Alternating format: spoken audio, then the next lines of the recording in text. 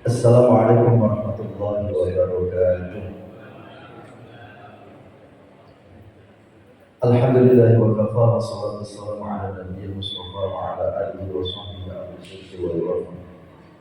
Asyhadu an la ilaha illallah wa la syarika lahu wa asyhadu anna Muhammadan abduhu wa rasuluh.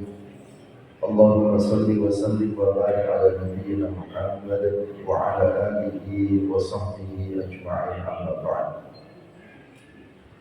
Bapak Ibu jamaah sekalian dirahmati Allah Subhanahu wa taala, alhamdulillah. Yang pertama dan utama tentu kita senantiasa memanjatkan rasa syukur kita kepada Allah Subhanahu wa taala. Biqaulina alhamdulillahirabbil alamin atas segala limpahan nikmat dan karunia kepada kita semua, sehingga malam hari ini kita bisa kembali hadir di majlis yang mulia dan penuh barokah ini dalam rangka insyaallah mempererat ikatan silaturahim di antara kita, dan tentu kita niatkan untuk berilmu. Mudah-mudahan langkah kaki kita ke majelis ini akan tercatat sebagai amal saleh yang dapat meringankan beban kita di hari kiamat nanti. Amin ya rabbal alamin. Selanjutnya, salawat serta salam tidak akan pernah lupa kita sanjungkan kepada uswah dan kedua kita, panutan dan panutan kita, baginda Rasul Muhammad SAW beserta keluarganya, para sahabatnya, para penulis dakwahnya, dan kita semua sebagai umatnya. Mudah-mudahan kita semua termasuk umat beliau yang biidznillah akan mendapatkan syafaat dari beliau di yaumil qiyamah nanti. Amin ya rabbal alamin. Bapak yang dirahmati Allah, kita akan melanjutkan kajian tafsir Ibnu Katsir, dimulai dari surat pertama yaitu Al-Fatihah.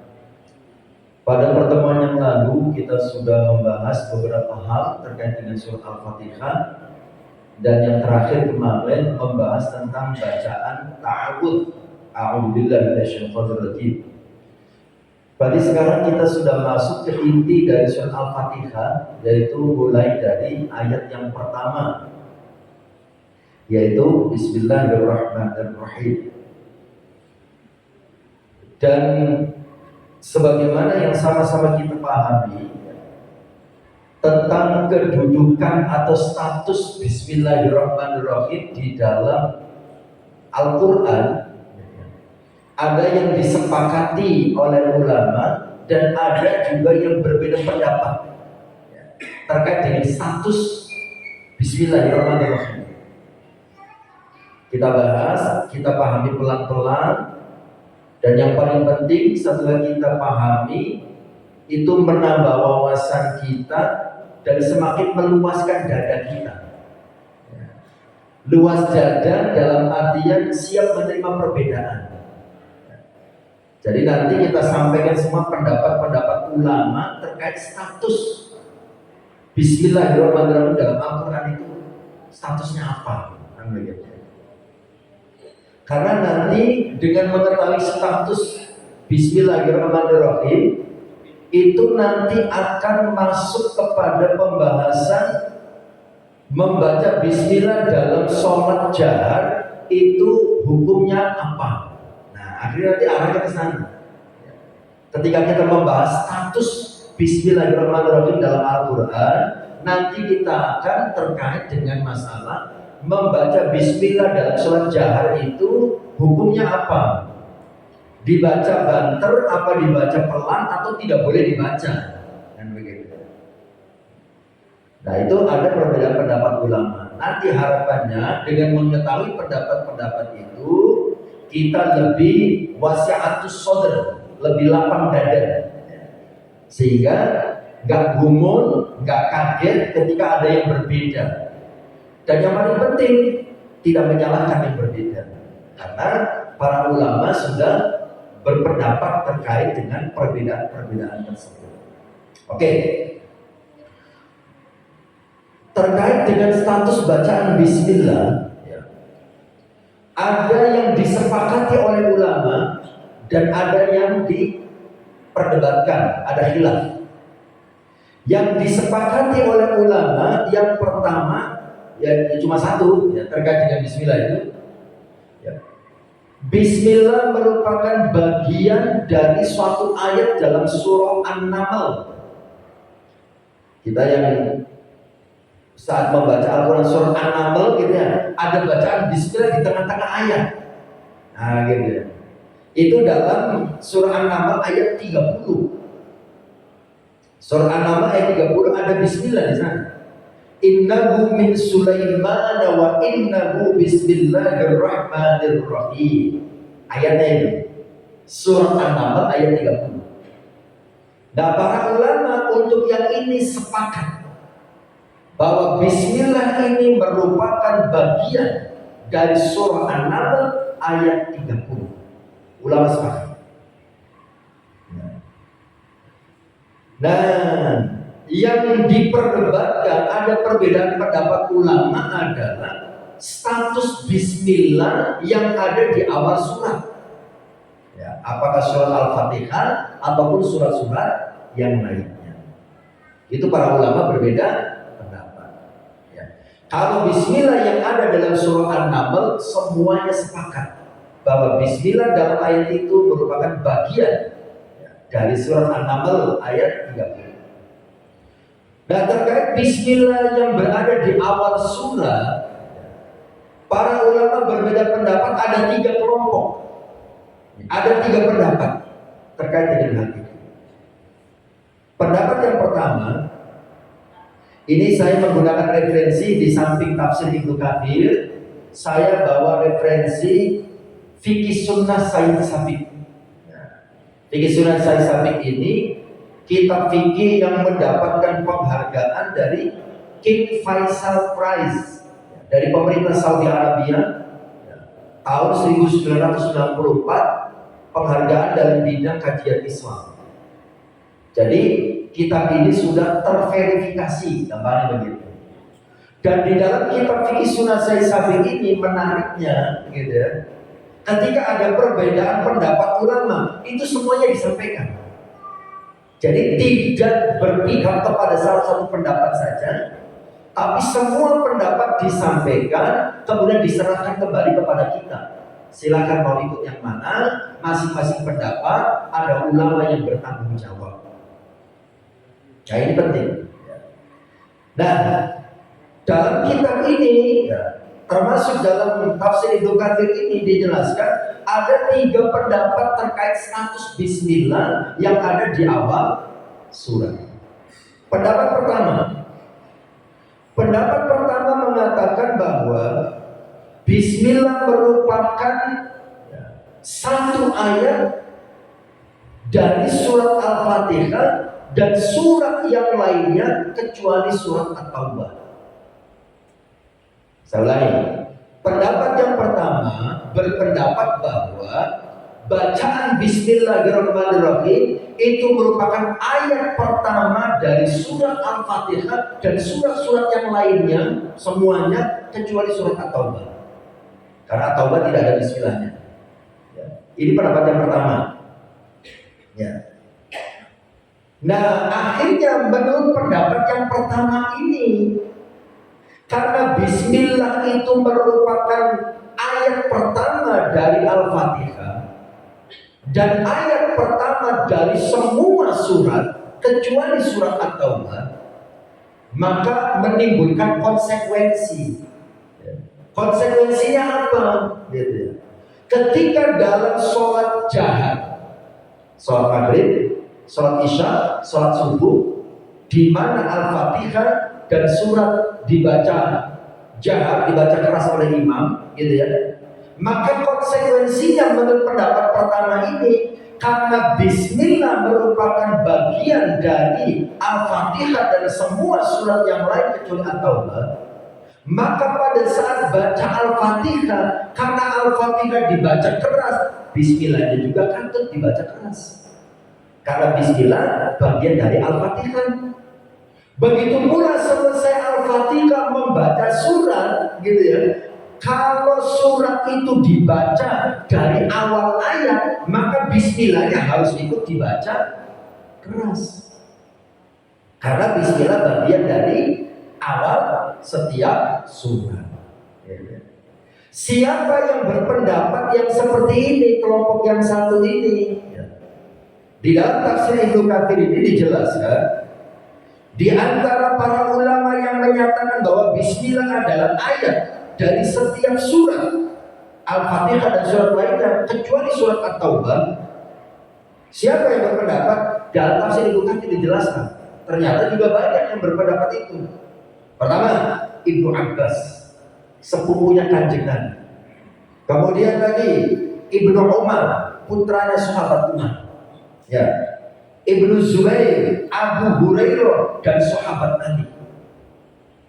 Sedangkan dari kalangan tabi'in, tadi dari kalangan sahabat, dari kalangan tabi'in yang berpendapat bahwa Bismillah bagian dari Al-Fatihah dan surat-surat yang lain kecuali At-Taubah, dari kalangan tabi'in di sini disebutkan atau Tawus, Sa'id bin Zubair, Makhul dan Az-Zuhri. Hal yang sama juga dikatakan oleh Abdullah ibn Mubarak, Imam Syafi'i, Ishaq bin Rahawai dan Abu Ubaid Al-Qasim bin Sallam rahimahullah. Ya. Nah, sehingga di sini dikatakan ya, para ulama yang berpendapat Bismillah bagian dari Al-Fatihah dan bagian dari surat-surat lain akhirnya berpendapat di dalam sholat jahar Bismillah harus dibaca keras, baik itu di awal Al-Fatihah ataupun di awal surat yang dibaca setelah Al-Fatihah. Berarti jangan bisa memahami kalau ada imam ya, yang membaca Al-Fatihah Bismillahnya banter, setelah Al-Fatihah baca surat, kemudian suratnya dibaca dari awal dan Bismillahnya juga dibaca banter, berarti ikut pendapat kelompok nomor satu ini. Ya, jadi tidak usah kaget. Oh, ternyata ada ulamanya. Bahkan dari zaman sahabat itu ada yang berpendapat seperti itu. Nah, kemudian apakah ada dalil khusus yang menjelaskan bahwa Bismillah itu dibaca sebelum Al-Fatihah dan surat yang lainnya itu? Ada. Dalam tafsir Ibnu Katsir dijelaskan.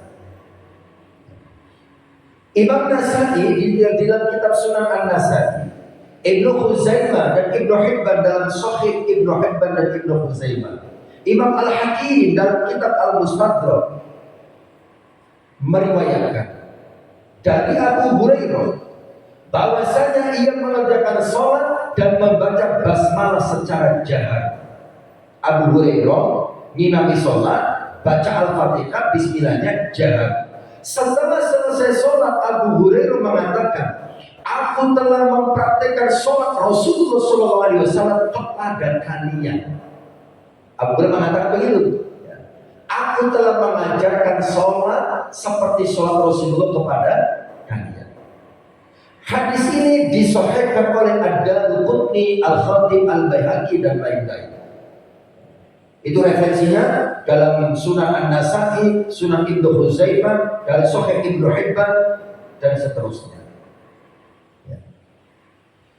Kemudian diriwayatkan juga dalam Musnad Imam Ahmad, Sunan Abi Dawud, Sahih Ibnu Khuzaimah dan Mustadrak Al-Hakim dari Ummu Salamah. Riwayat yang lain. Kalau tadi dari Abu Hurairah, ini dari Ummu Salamah. Ummu Salamah radhiyallahu anha berkata, Rasulullah SAW biasa memutus bacaan beliau di setiap akhir ayat. Kemudian beliau mencontohkan Bismillahirrahmanirrahim, Alhamdulillahirabbil alamin, Ar-Rahmanirrahim, Maliki yaumiddin. Artinya Ummu Salamah ingin menceritakan Rasulullah kalau membaca surat, gitu ya, itu per ayat berhenti. Per ayat berhenti, tidak disambung-sambung ayatnya, gitu ya. Nah kemudian ya, Ummu Salamah memberikan contoh. Rasul membaca Bismillahirrahmanirrahim, Alhamdulillahirabbil alamin. Nah sebelum Alhamdulillahirabbil alamin, Ummu Salamah meriwayatkan Rasulullah membaca Bismillahirrahmanirrahim. Ini di antara dalil-dalil yang dipegang oleh para ulama dari kelompok yang pertama, yang berpendapat bahwa Bismillah merupakan bagian dari surat Al-Fatihah dan surat-surat yang lainnya. Pendapat yang kedua mengatakan bahwa Bismillah merupakan ayat tersendiri, ya, yang berfungsi sebagai pemisah antara satu surat dengan surat yang lainnya. Bismillah merupakan ayat tersendiri, ya, yang berfungsi sebagai pemisah antara satu surat dengan surat yang lainnya. Lalu kenapa Taubah kok tidak ada Bismillahnya? Nanti kita bahas. Kita bahas setelah itu. Nah, menurut pendapat yang kedua ini, ya, akhirnya konsekuensinya, ya, karena Bismillah itu ayat tersendiri, bukan bagian dari Al-Fatihah, bukan bagian dari surat-surat yang lainnya, maka membaca Bismillah ketika membaca surat Al-Fatihah dibolehkan, bahkan disunahkan, tetapi tidak disunahkan dengan membaca keras. Boleh disunahkan, tapi sirri. Ya, ini pendapat yang kedua. Tapi sirri. Jadi ketika ada yang imami baca Al-Fatihah, Bismillahnya sirri. Bismillahirrahmanirrahim. Alhamdulillahirabbil alamin. Bismillahnya pelan. Berarti ikut kelompok yang kedua yang berpendapat bahwa Bismillah merupakan ayat tersendiri, bukan bagian dari surat Al-Fatihah dan juga surat yang lainnya. Kenapa mereka membolehkan baca Bismillah, bahkan menganggap sunnah? Karena ada hadis Rasulullah SAW, kullu amrin dhi balin la yubda'u fihi bi bismillah fahuwa afdal. Setiap perkara baik yang tidak diawali dengan membaca Bismillah, maka perkara itu tidak ada barokahnya. Makanya disunahkan tetap baca Bismillah, tapi sirri, karena bukan bagian dari Al-Fatihah atau surat yang lainnya. Ya. Dalilnya, ya, berdasarkan hadis Rasulullah dari sahabat Anas, ia berkata, aku pernah sholat di belakang Rasulullah, di belakang Abu Bakar, di belakang Umar, di belakang Utsman. Semuanya tidak membaca Bismillah dengan suara keras. Tidak membaca Bismillah dengan suara keras. Artinya dibaca tapi pelan, sirri. Gitu ya. Ini dalilnya dari kelompok yang kedua. Nah, kelompok yang kedua ini, ya, di antara para ulama yang ada di dalamnya, di antaranya, ya, di sini disebutkan Sa'id bin Zubair, Ikrimah, Abu Kilabah, Az-Zuhri, Ali bin Al-Hasan, dan anaknya Yan Muhammad, Sa'id bin Musayyab, Atha, Tawus, Mujahid, Salim, dan lain sebagainya. Ya, banyak juga. Kelompok yang kedua yang berpendapat. Pendapat yang ketiga, nah ini, pendapat yang ketiga mengatakan bahwa Bismillah bukanlah suatu ayat dari Al-Fatihah, juga dari surat yang lainnya, dan juga bukan merupakan ayat tersendiri. Ya. Dia hanya merupakan bagian dari surah An-Naml. Nah, siapa yang berpendapat ini? Di sini disebutkan pendapat yang ketiga ini dari Imam Malik. Tapi kata kitab ini dikatakan pendapat ini tidak kuat. Ya, pendapat ini tidak kuat. Tapi ada yang berpendapat, salah satu imam besar, Imam Malik. Bagaimana Imam Malik bisa berpendapat seperti ini? Nah, beliau mengutip satu hadis Rasulullah SAW. Nah, ini dalam Sahih Muslim dari Aisyah. Aisyah berkata Rasul membuka sholat dengan takbir, dan bacaan Alhamdulillahirabbil alamin. Siti Aisyah mengatakan Rasulullah membuka sholat dengan membaca takbir Allahu Akbar, setelah itu membaca Alhamdulillahirabbil alamin. Tidak ada jeda yang membuat kita berpersepsi ada bacaan bismillah yang disirikan, tidak ada. Langsung Allahu Akbar kemudian Alhamdulillahirabbil alamin. Ini pendapat ketiga Imam Malik. Nah, kalau di daerah sekitar sini yang saya suka mengikutinya gitu ya. Ya tidak di kota ini, di Jombang. Saya setiap Jumat kedua dan Jumat keempat ngisi kajian tafsir di Masjid Ar-Royan Jombang. Subuh, kajiannya setelah subuh. Nah, tetapi di Ar-Royan Jombang itu ya, takmir mengontrak imam sholatnya itu langsung dari Mesir. Namanya Syekh Hasan Hasona. Ya, Syekh Hasan Hasona. Nah, beliau ini setiap mengimami gitu ya, saya selalu berada di belakang beliau gitu ya. Langsung Alhamdulillahirabbil alamin ya.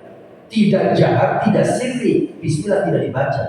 Berarti ikut Imam Malik gitu ya. Jadi langsung Alhamdulillahirabbil alamin tanpa ada pembacaan bismillah jahar ataupun sirri gitu ya. Ya. Jadi begitu ya Bapak Ibu yang dirahmati Allah, terkait dengan status bismillah di dalam Al-Quran ya, yang disepakati oleh semua ulama, bismillah bagian dari surat An-Naml ayat 30. Semua ulama sepakat. Kemudian status bismillah di awal surat, para ulama ada 3 pendapat ya. Pendapat pertama menganggap bismillah ayat pertama dari Al-Fatihah dan juga ayat pertama dari semua surat kecuali surat At-Taubah. Sehingga ketika sholat jahar wajib dibaca jahar, bukan sunnah, tapi wajib gitu ya. Karena bagian dari Al-Fatihah dan juga bagian dari awal surat yang lain. Kelompok yang kedua menganggap bismillah itu ayat tersendiri yang menjadi pemisah antara ayat surat yang satu dengan surat yang lain. Maka pendapat yang kedua ini membolehkan baca bismillah tapi sirri. Pendapat yang ketiga mengatakan bismillah bukanlah bagian dari Al-Fatihah, juga bukan dari surat-surat yang lainnya. Maka kelompok yang ketiga ini tidak membaca bismillah baik jahar ataupun sirri pada saat membaca surat Al-Fatihah dan surat lain dalam sholat. Bapak yang dirahmati Allah, nah sekarang kita mencoba melihat penjelasan tentang kenapa surat At-Taubah itu kok tidak ada bismillahnya, kan begitu ya? Kenapa surat At-Taubah tidak ada bismillahnya? Bismillahirrahmanirrahim. Ada 2 versi penjelasan. Ada 2 versi penjelasan tentang mengapa surat At-Taubah tidak diawali dengan bacaan bismillah. Ya. Versi pertama, tidak adanya bismillah di awal surat At-Taubah adalah ijtihad sahabat terkait urutan Al-Quran yang diajarkan oleh Nabi SAW. Para sahabat menyimpulkan dari beliau yang kemudian menjadi acuan dalam penulisan Mushaf Utsmani. Kan di dalam Mushaf Utsmani atau itu kan nggak ada bismillahnya, kan begitu. Nah penjelasannya begini. Ibnu Abbas radhiyallahu anhu menanyakan hal ini kepada Utsman bin Affan. Sahabat Ibnu Abbas bertanya kepada sahabat Utsman,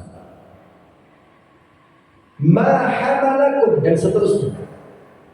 Apa yang menyebabkan Anda memposisikan surat Al-Anfal disambung dengan surat At-Taubah. Sementara Anda tidak menuliskan kalimat Bismillah di antara kedua surat tersebut. Ya. At-Taubah itu kan setelah Al-Anfal, kan begitu ya, dalam Mushaf Utsmani.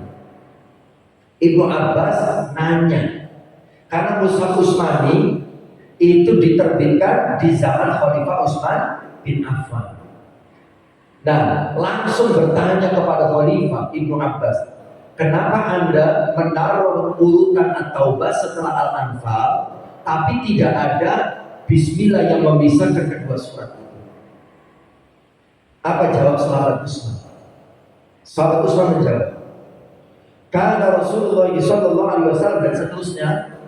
Saya bahasa Indonesiakan saja. Kata sahabat Utsman, selama masa Rasulullah SAW mendapatkan wahyu, ketika di zaman Rasulullah, pada saat Rasul mendapatkan wahyu, turun surat-surat yang ayatnya sangat banyak.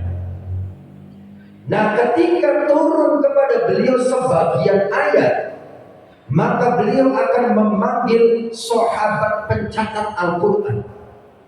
Lalu beliau memerintahkan, letakkan ayat-ayat ini di surat ini. Ketika turun ayat yang lain, beliau memerintahkan, letakkan ayat ini di surat ini. Nah, jadi begitu ternyata peristiwanya, Bapak Ibu dan Allah. Ketika ada ayat turun, Rasulullah memerintahkan kepada penulis wahyu, ayat ini gabung dengan surat ini. Ayat yang turun ini gabung dengan surat ini. Selanjutnya sahabat Utsman menjelaskan, sementara surat Al-Anfal itu termasuk surat yang pertama turun di Madinah. Kita ingat ya, Al-Quran itu kan terbagi dua ya, ada Makkiyah, ada Madaniyah. Makkiyah berarti surat yang turunnya di Mekah. Periode Nabi berada di Mekah 13 tahun. Madaniyah itu surat yang diturunkan ketika Nabi sudah hijrah ke Madinah selama 10 tahun di sana. Nah, kata sahabat Utsman, surat Al-Anfal termasuk surat yang pertama turun di Madinah. Sedangkan surat At-Taubah turun di akhir masa. Ya. Al-Anfal turun di awal ketika Rasul hijrah ke Madinah, At-Taubah turun di akhir, di masa akhir. Kata sahabat Utsman, padahal isi surat At-Taubah mirip dengan surat Al-Anfal. Kata sahabat Utsman, sehingga kami para sahabat menduga bahwa surat At-Taubah adalah bagian dari surat Al-Anfal. Kami menduga, kata sahabat Utsman, surat At-Taubah bagian dari surat Al-Anfal. Hingga Rasulullah SAW wafat, beliau tidak menjelaskan kepada kami bahwa At-Taubah itu bagian dari Al-Anfal. Sampai Rasul meninggal, Rasul tidak menjelaskan itu. Nah, karena alasan inilah saya urutkan At-Taubah setelah Al-Anfal dan tidak kami beri pemisah dengan tulisan Bismillahirrahmanirrahim. Ya. Itu alasannya. Versi yang pertama. Ya, menurut sahabat Utsman. Ini dijelaskan dalam hadis riwayat Imam Ahmad, hadis nomor 407, Imam Tirmidzi hadis nomor 3366, Abu Dawud 786 terkait dengan hal itu. Nah, jadi ada penjelasan alasan sahabat Utsman bin Affan ini seolah menjelaskan latar belakang mengapa di awal surat At-Taubah tidak tertulis Bismillah. Yang sejatinya ini merupakan hasil pemahaman para sahabat terhadap Al-Quran yang mereka dapatkan dari Rasulullah SAW. Ini versi pertama. Kenapa surat At-Taubah tidak ada Bismillah? Ijtihad para ulama, para sahabat di zaman sahabat Utsman. Versi yang kedua, Versi yang kedua. Kenapa surat At-Taubah tidak ada bismillah?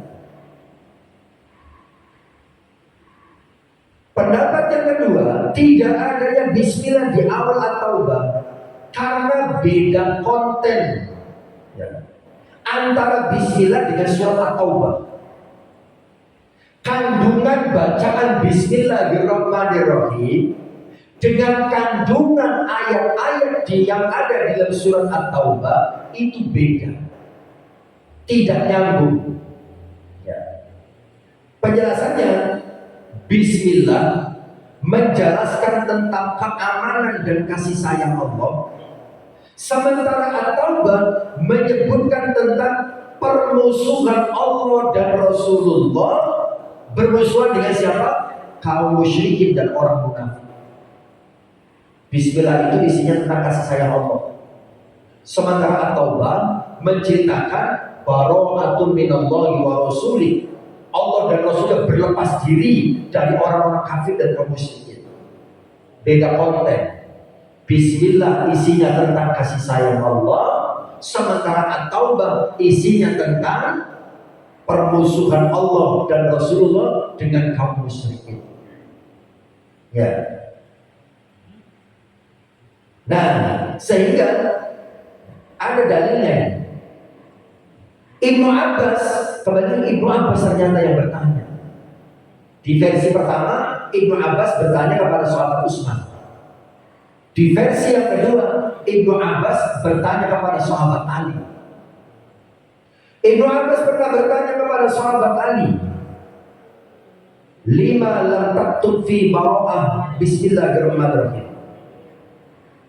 Mengapa Anda tidak menulis bismillahirrahmanirrahim dalam surat At-Taubah? Sahabat Ali menjawab, li'anna bismillahirrahmanirrahim amanun wa bara'atun nazalat bisayfi laisa fiha aman. Karena bismillahirrahmanirrahim isinya damai, sementara At-Taubah turun dengan membawa syariat tentang perang. Di sana tidak ada kata damai. Nah itu kata sahabat Ali begitu. Bismillah itu isinya penjelasan kasih sayang Allah, sementara At-Taubah itu tentang pernyataan perang. Jadi gak nyambung, makanya tidak dikasih Bismillah. Ya, ini ada dua versi Bapak yang dirahmati Allah terkait dengan penjelasan kenapa dalam surat At-Taubah tidak ada bacaan Bismillahnya. Oke. Kalau alasan dari sahabat Utsman, karena isinya, kontennya antara Al-Anfal dengan At-Taubah itu hampir sama. Al-Anfal itu kan tentang harta rampasan perang, kan begitu ya.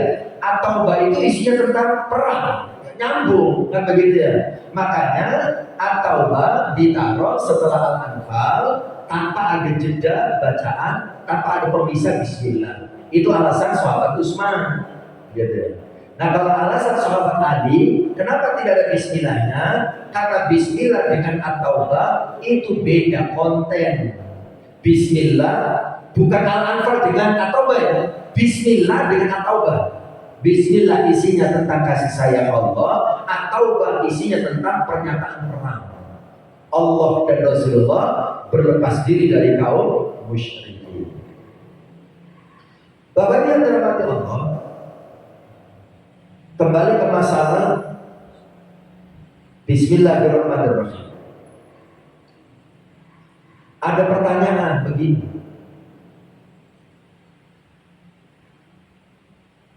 memulai pertengahan surat. Jadi sama kita membaca surat Al-Baqarah, dimulai bukan ayat yang pertama.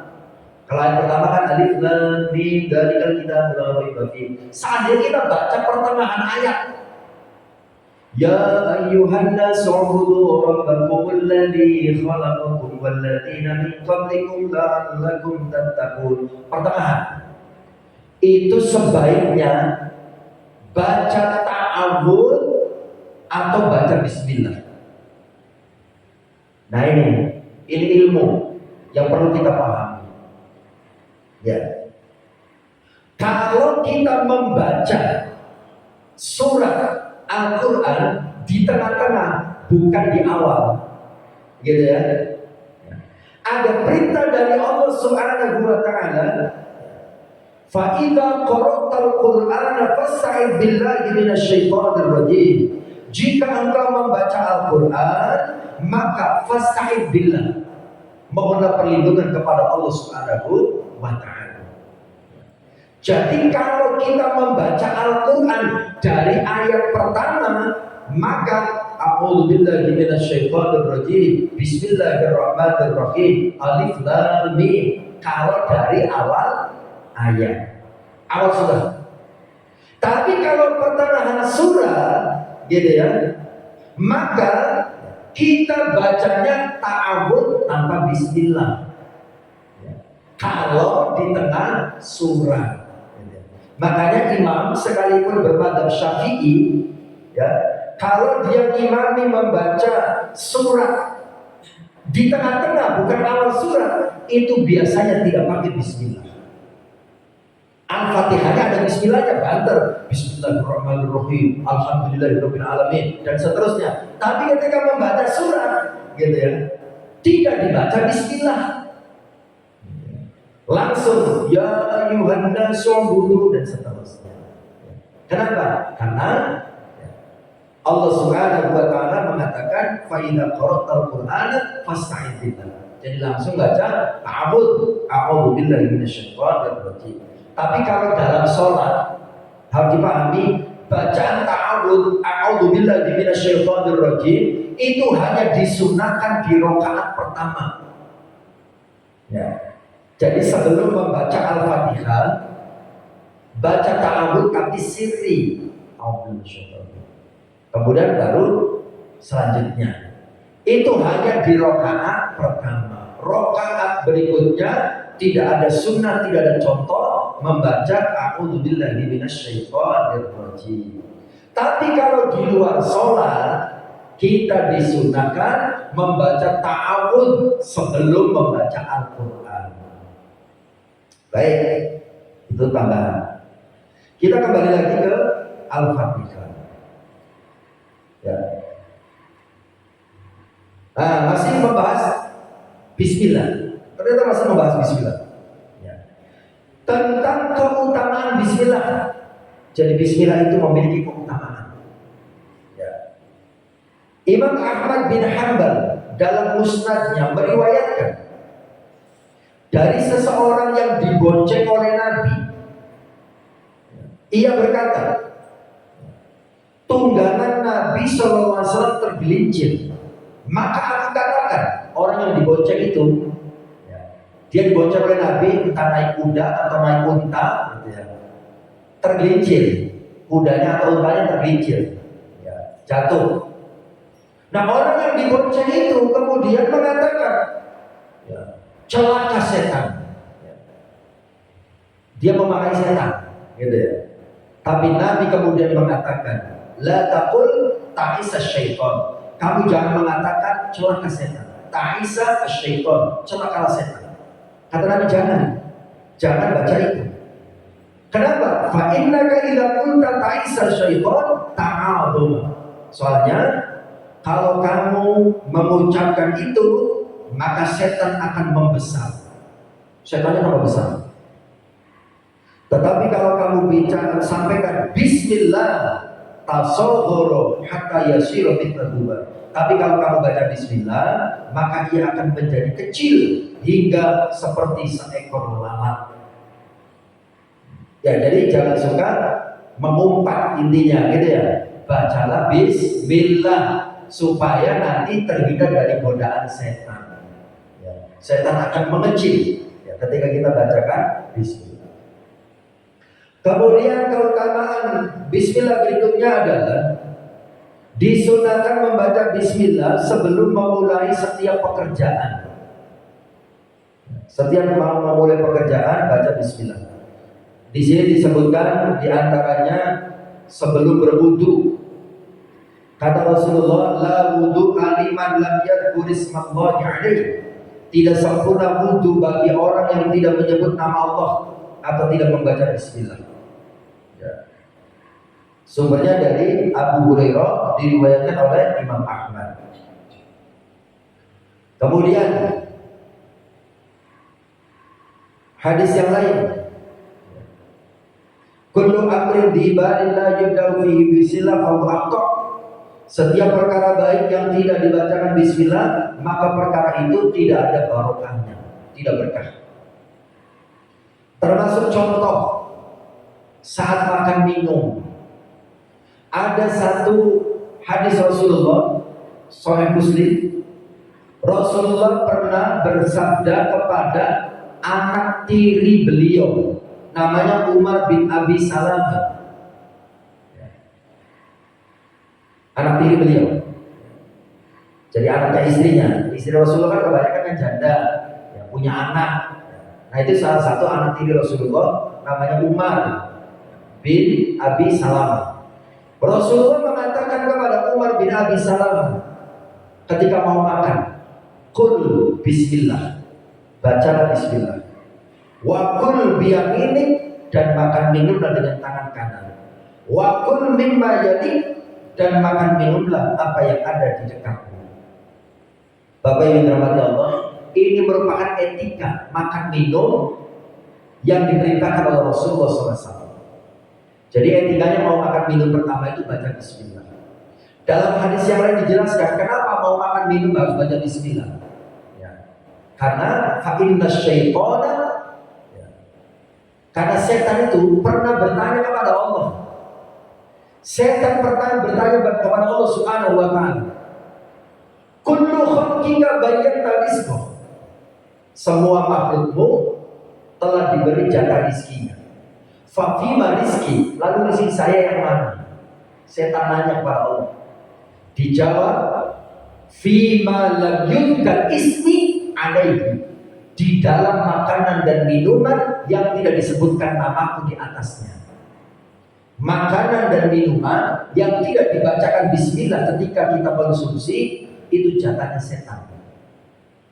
Makanya kan orang tua zaman dulu kadang-kadang suka berpesan, jangan lupa baca bismillah biar makan minumnya gak ditemani setan. Itu betul lah. Jadi kalau ada orang yang makan minum nambah bolak-balik tapi kok gak kenyang-kenyang gitu ya, bolak-balik tanduk gitu ya, kok gak kenyang-kenyang, itu ditemani setan. Karena jatahnya setan adalah di dalam makanan dan minuman yang tidak dibacakan bismillah di atasnya. Ya. Yang kedua kata Rasulullah, kul biyaminik, makan minumlah dengan tangan kanan. Nah kadang-kadang kita pakai tangan kanan itu kalau hanya makanan berat, makan rawon, makan soto, makan bakso, pakai tangan kanan. Tapi kalau makan jajan masih pakai tangan kiri. Minum, saya masih banyak melihat orang minum pakai tangan kiri. Ya. Atau makan tahu yang ada cabenya, salah satunya pas tangan kiri. Entah cabenya, entah tahunya pakai tangan kiri. Ote-ote yang ada cabenya, salah satunya pakai tangan kiri. Kenapa Rasul melarang kita makan minum pakai tangan kiri? Fa inna syaitana yakulu wa yashrabu bishimalihi. Karena setan itu makan minumnya dengan tangan kiri. Ya. Kita tangan kiri kan sudah ada tugasnya sendiri, gitu ya. Gitu ya. Jangan dipakai juga untuk makan. Gitu ya. Kan sudah ada tugasnya tangan kiri buat ngapain? Masa disamakan buat makan juga? Kemudian yang ketiga kata Rasulullah, wa kul mimma yalik, makan minumlah apa yang ada di dekatmu. Jadi pada saat kita makan bareng, ya seperti pakai nampan, makan bareng gitu ya. Itu kalau lauk di depan kita itu sudah habis, itu jangan menjarah yang jauh, kan begitu ya. Kadang-kadang kita menjarah yang jauh, atau pas lauk di depan kita, ya Allah terong, kok ikannya kok jauh kan gitu ya.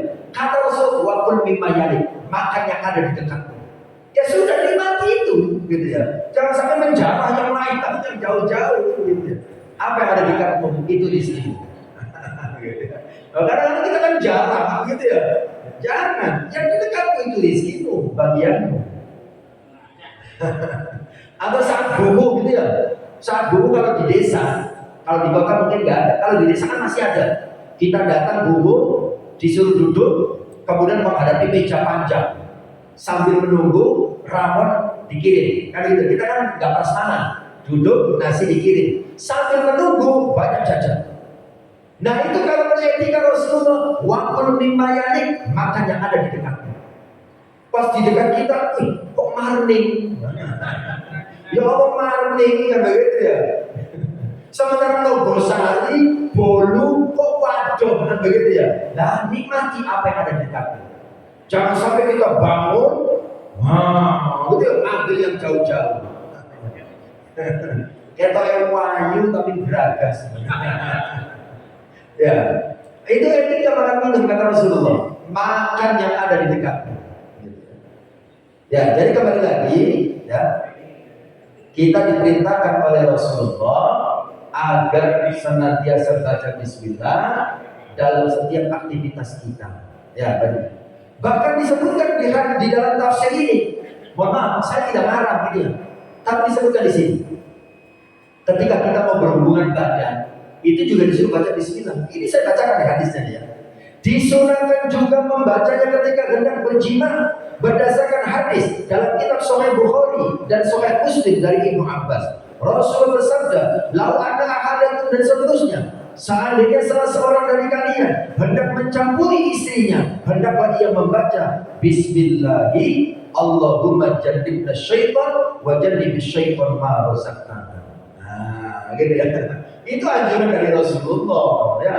Jadi jangan langsung main, langsung aja baca Bismillah dulu, pelan-pelan Pak Supir. Ya, kemudian baca Bismillah. Lali ya. Kebanyakan lali. Baca Bismillah, kemudian berdoa. Ya, baik saya kira ini, Masya Allah panjang ya. Baru Bismillah saja menghabiskan waktu 1 jam ya. Insya Allah pertemuan berikutnya kita membahas lafzul jalalah, lafaz Allah. Bismillahirrahmanirrahim. Lafaz Allah itu pemahamannya bagaimana, Ar-Rahmanir-Rahim itu bedanya apa. Insya Allah kita bahas pada pertemuan yang akan datang. Demikian yang bisa disampaikan, berlebihnya saya mohon maaf. Kita akhiri dengan hamdalah dan kafaratul majlis. Alhamdulillahirabbil alamin. Subhanakallahumma wa bihamdik asyhadu an la ilaha illa anta astaghfiruka wa atubu ilaik. Wassalamualaikum warahmatullahi wabarakatuh.